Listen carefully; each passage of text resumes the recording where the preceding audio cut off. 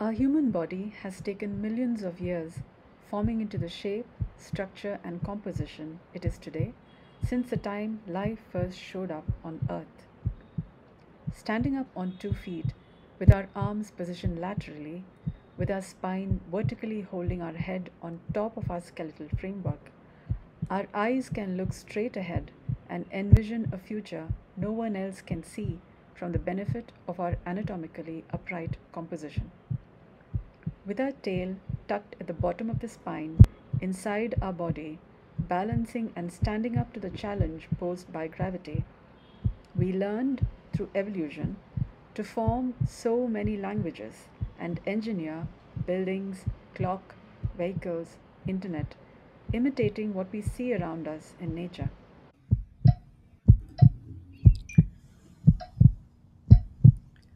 Meet Adam. He's a human being. He has 2 arms, 2 legs, one head, and a tail hidden at the bottom of his spine that holds his whole frame upright. He has no claws or fangs or talons or scales with which to defend himself against predators. He has teeth to chew food and nails that get cumbersome when too long. His body is anatomically and physiologically a fine cross in design between animals, plants, insects, and microbes, and behaviorally between an egg, seed, and amoeba. Surprised by being compared to such life forms? Wait till you hear of the details. That's why this video is about the challenges in the blessing in being human. We will cover each of them further along this video. Coming back to this, being a cross between so many life forms, his body has sufficient design to take care of all of them using nothing but care. He's a human being. Here's the challenge that he, his kind, me, my kind, humans, face because of having a body that is human.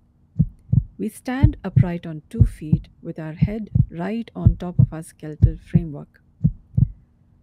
While most of the animals move horizontally or on 4 limbs, our human body evolved to move on 2, with our arms movable to sides and head stacked on top of our skeletal framework, like trees. But trees are rooted to the ground and spend their entire lifetime mostly that way, while we move on our roots and contort our bodies in all kinds of shapes through the day, sitting, sleeping, crouching, and even get on our heads, like microbes. But, unlike microbes, our human body changes shape, size, and function as we age unless we maintain it well enough. Let me explain a little in detail on the challenge we face because of the unique posture that's the design of our human body. Again, why is the posture important? Because it has taken millions of years for the human body to evolve into the posture it has since life first showed up on Earth. We move about on our feet that keep us rooted to the ground because our feet is all that is touching the ground and holding us up against gravity. That leaves our tail and all our musculoskeletal framework to do the work of balancing our frame upright, lest we fall off knocked to the ground by gravity.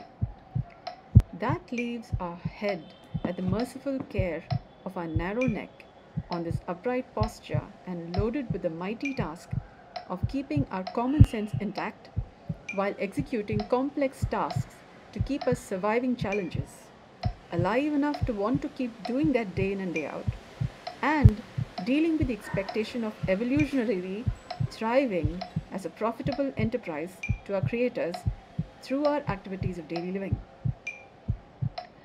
Add to that some very interesting physiological challenges posed by our anatomy. We breathe with our spine postured such that our legs extend straight out below and arms postured laterally and not visibly supporting the spine's gravitational kangaroo pouching of just about all the internal organs held within the skin framework in front of the spine. We even sleep straight, either supine or prone, rarely curling up as a 4 limbed baby animal would to relieve our frame of the anatomical strain. In short, We are designed to have it from all sides and be inflamed like stone washed jeans belted to texture. Ouch. What are the signs of inflammation?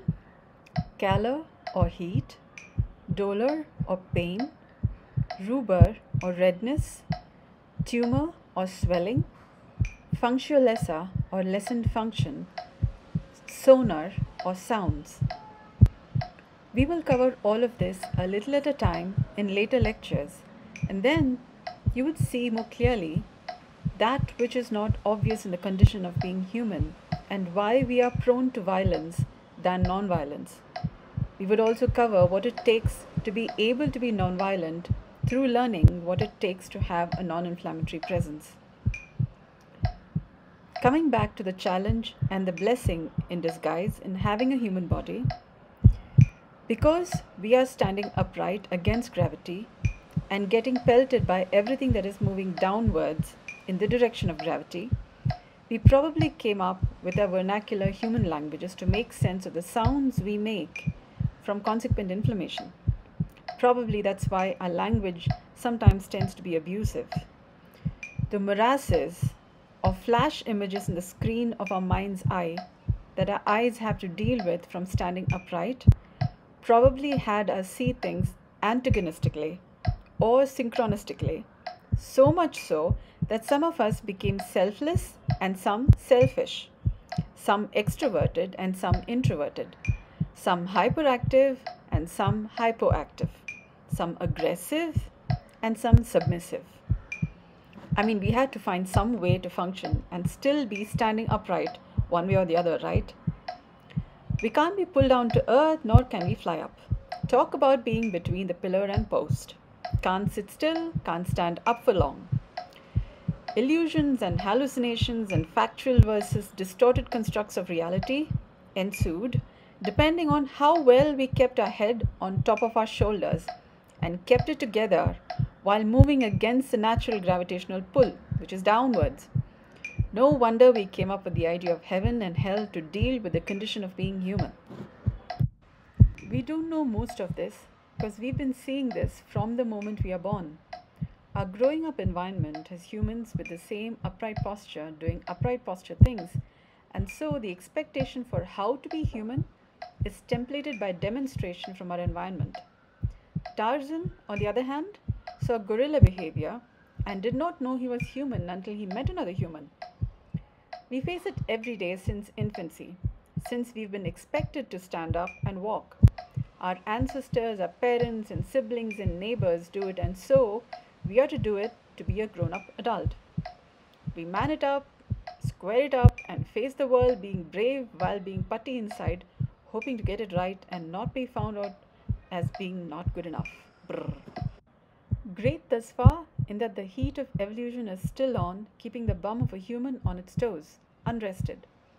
The expectations keep our body maintaining the work that evolution has taken millions of years to develop, our upright human posture.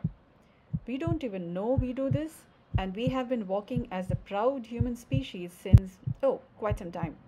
What's the problem? We have the arduous task of evolving further from howsoever, wheresoever we came to be. Why?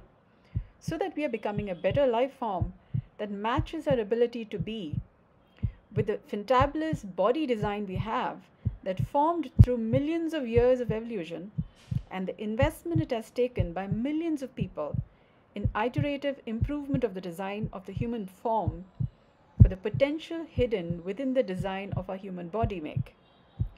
We are kind of like life's pet project. Lots of potential within our make, but we got to evolve from hitherto violent tendencies to uncover the gift that is in having a human body. Non-violence. Coming back to Adam. He is a human simply by virtue of having a body of a human. His body is designed to be non-violent, having no claws, talons, fangs, scales, feathers even. Just a tuft of hair here and there and teeth to chew food. Being able to maintain being non-violent is what would keep him being human. Being non-violent takes something more than is obvious. Our body is like the central pole of a tent. When we keep our heads about us, the tent of our life safely shades all that we care about and facilitates a happy, healthy circus that is fun to be around and to live in. If the central pole of a tent is off center, the circus would not be deemed safe for too long, and people are looking for ways to get out of it. What kind of a circus do you have going on in your life? Do you look forward to living the same life lifetime after lifetime? If not, it is time to straighten the central pole of your tent, your bodily composition, such that your head is gracefully, beautifully placed on a good, healthy shoulder that shoulders the enormous responsibility of managing a good, healthy circus of life.